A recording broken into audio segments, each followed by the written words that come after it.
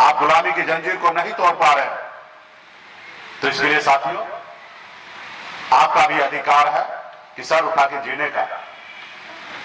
आप बताइए ना, उस बच्चे का क्या गुनाह है कि आपके घर में जन्म लेते हैं और जन्म लेने के बाद वही दिसंबर महीना में ठंडी में जाके मछली मारते हैं।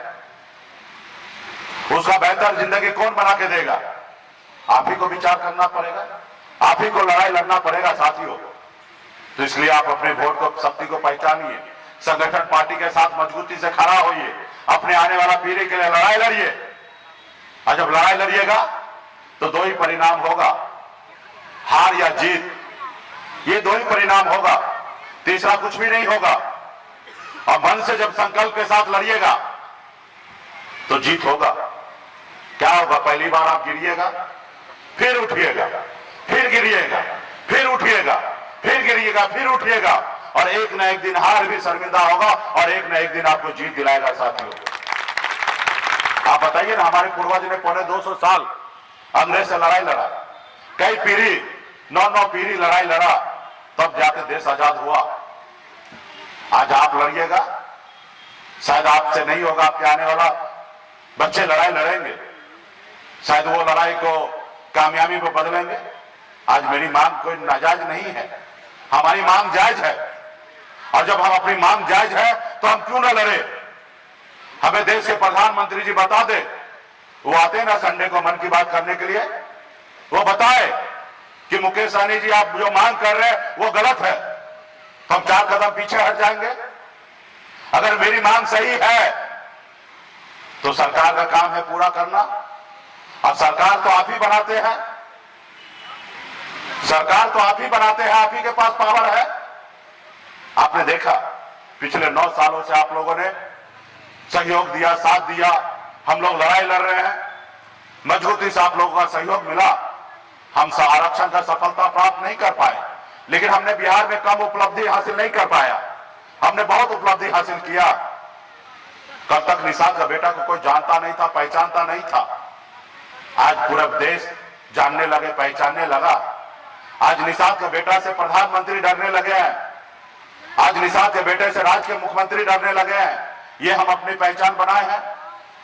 आज तक हमारा लोग एक टिकट मांगने के लिए अपनी पूरी उम्र बिता देता था, एक टिकट नसीब नहीं होता था, लेकिन आपने देखा 2020 में एक निषाद का बेटा टिकट नहीं मांग रहा था, टिकट बांटने का काम किया। आज आपकी मांग जायज है, आज आपके पास इतनी शक्ति है, जो आपका दोस्त बनेगा वो 60 लोकसभा सीट जीतेंगे, और जो आपका दुश्मन होगा वो यूपी, बिहार, झारखंड में 60 लोकसभा सीट हारेंगे साथियों। आप लोगों को मजबूर कर दीजिए, आपके आरक्षण की बात मानने के लिए उनको मजबूर कर दीजिए। आप संघर्ष कीजिए, जैसे बिहार में 4 विधायक बनाए, आने वाले समय में 40 विधायक बनाएंगे, ऐसे ताकत बनाइए। 40 जब हम बिहार में बना लेंगे तो दिल्ली में भी 10 बना लेंगे, और जब दिल्ली में 10 आपका बनेगा तो सरकार तो आपके हिसाब पे होगा, और जब सरकार आपके हिसाब से होगा तो भारत के संविधान को हम भी मानते हैं और दुनिया भी मानते हैं, और संविधान के दायरा में रहकर हम निषाद का बेटा को आरक्षण लागू करेंगे। बहुत दूर नहीं है साथियों, 75 साल आपने लड़ाई लड़ा, संघर्ष किया है। आपने पिछले 9 साल से आप हमारे साथ हैं, और आप लोग तो 6-7 साल से हैं, और 6-7 सालों में हम लोगों ने एक अपनी बिहार में पहचान बना लिया है, और इसी तरीके से 2-4 साल, 5 साल और हम संघर्ष करेंगे।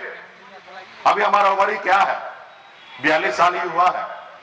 अभी हम मजबूती से कम 30 साल तो एक्टिव राजनीति करेंगे साथियों, और 30 साल मतलब 72 ही होगा, और 30 साल जब एक्टिव राजनीति करेंगे और 5 साल में हम यहां तक पहुंच गए हैं, जो आज दिल्ली का कुर्सी ऐसे से हिलने लगा है कि मुकेश सहनी कैसे डील होगा।